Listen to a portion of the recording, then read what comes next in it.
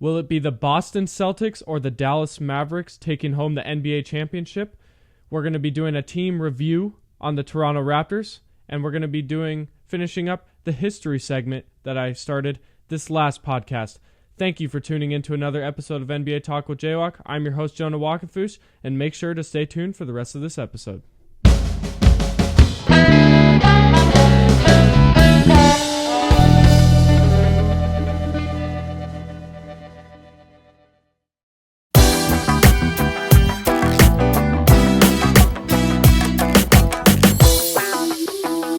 Okay, so if you don't know, the Boston Celtics will be matched up against the Dallas Mavericks in the NBA Finals. I think this is going to be a really fun matchup. The first game will be on Thursday, June 6th, 2024. And basically, we're just going to do a little rundown of kind of what the matchups are going to look like and my predictions of who's going to win. Which, by the way, lately, I've been doing really bad with my predictions, so hopefully I could get this one right. So the Boston Celtics are going to have the home court advantage starting right away. So in a 7-game series, let's say it goes to Game 7. So Boston will play the first 2 at home, then it'll be in Dallas for the next 2, then it'll be Boston, Dallas, and then Boston. So that was a lot, but Boston will essentially play 1 extra home game if it ends up going to 7 games. Overall, I think Boston is the better team, but I also think Dallas plays better as a team. I don't know if that makes sense, but I feel like Boston's more ISO-based and Dallas is very team-based because, you got players like Luka, who's very unselfish with the basketball, throwing it to essentially those towers of Derek Lively and Daniel Gafford, and Kyrie Irving also can help close the games and just make it difficult for the opposing defenses. But then Boston, they have 2 very good ISO players in Jaylen Brown and Jason Tatum. And then we just got word that Kristaps Porzingis should be available to play Game 1. And then you also have the glue of the team, which is Drew Holiday and Derek White. So overall, this is going to be a lot closer than I think a lot of people think. I think maybe some people think Boston just might roll over Dallas. I don't think Luka and the Mavericks are going to let that happen, to be brutally honest with you. But it's going to be a fun matchup. So I guess we'll kind of match up the starting lineups, and then we'll kind of just see which starter fits better and how they're going to be able to match up. So with the Mavericks, Luka, I think you're probably going to put either Drew Holiday or Derek White on him. I'm not 100% sure which one. I'd probably prefer Drew Holiday. I think Drew Holiday is an excellent defender and he's stronger. And I think he's going to be able to hold his ground a little better against a player like Luka. And he's not as quick as Derek White, which is why I think Derek White should guard Kyrie, because I think Derek White has a little quicker of an instinct, which probably is not true. I mean, I bet you Drew Holiday is just the same, but I feel like it would just match up better. But overall, I think Luka, he's going to have his way. I don't think, literally nobody's had a solution for him this whole playoffs. And then Kyrie, I think he might have a little bit of problems. I think Derek White or Drew Holiday, whoever it is guarding him, is going to have some problems.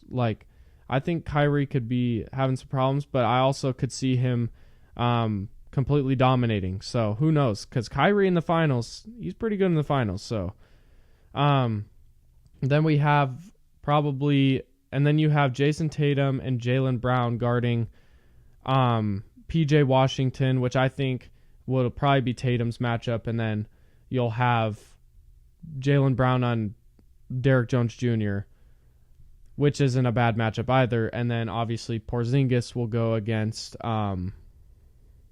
Derek Lively or Gafford, depending on who starts. I think this is going to be a fun matchup to watch. And obviously on Boston's side, I think the person guarding Tatum's probably going to be Derek Jones Jr.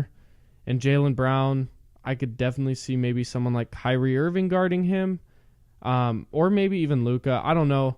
The Dallas matchups against Boston is going to be a little more confusing, but overall, my prediction for this finals, I don't like to say it, but I think Boston's going to win this series in 6. I love Dallas, but I don't know. Boston is just dominant with Porzingis back. I don't know. Like, I don't want Boston to win personally. I would love to see Luka Doncic win a ring, and I could definitely see the Mavericks winning in 6. But I'm going to predict Boston in 6, which obviously my predictions have been horrible lately. So it's probably going to end up being like Dallas in 5 or something. But anyways, I think Boston's going to win this series in 6. Let me know what you guys think.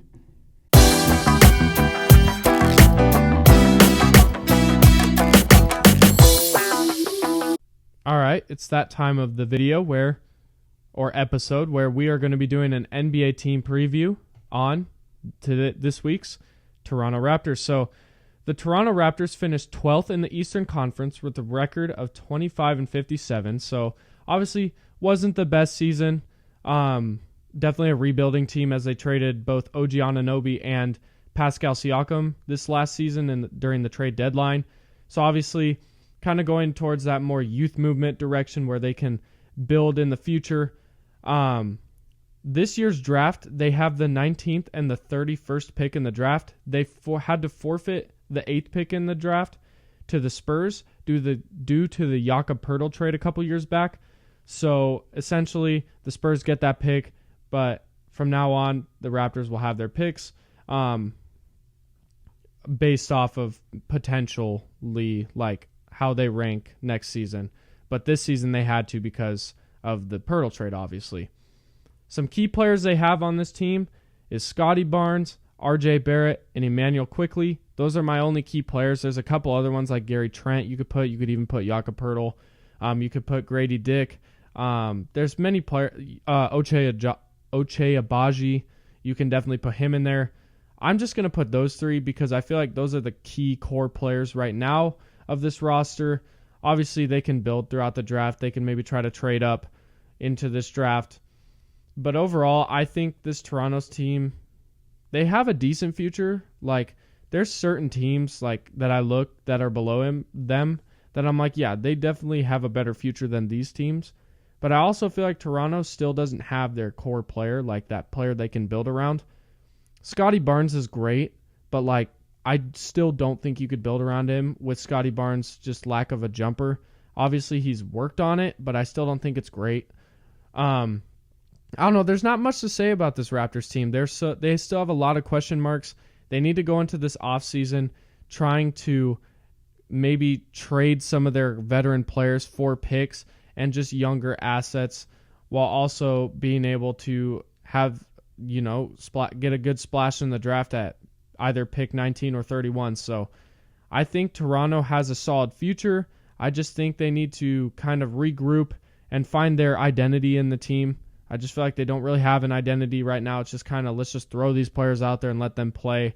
But this was obviously only a half a year of this rebuild. So it's time to finally move forward into that rebuild and go into that next step, which is start getting that young core and finding that identity. So then in the next couple of years, you could start competing.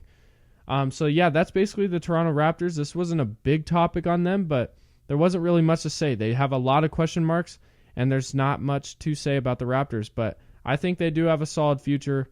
They just need to figure out how they're going to put all the pieces together to start competing and become a relevant team in the NBA. So yeah, that's the NBA team preview on the Toronto Raptors.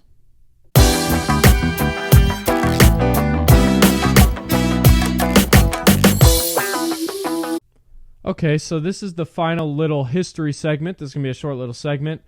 So last episode I asked, what are the top 3 NBA teams with the most NBA championships? If you know the answer, let me know. But now I'm going to give you the answer. So I guess that doesn't make sense that I even said that. But here we go. The top 3 are the Lakers, Celtics, and the Warriors. So the Lakers and Celtics are actually tied with the most championships, I believe, with 17 championships. And then the Warriors have 7.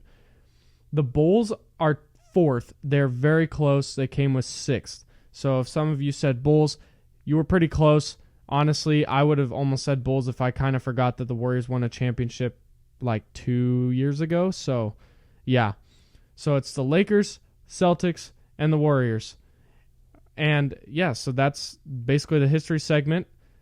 Now I have to let you know that there will not be an episode next week because I will be gone with family, just doing that kind of stuff. But there will be one the week after, so I'll be uploading again on June 21st, which is a Friday, at 8 a.m. Mountain Standard Time. Just remember to stay tuned for that.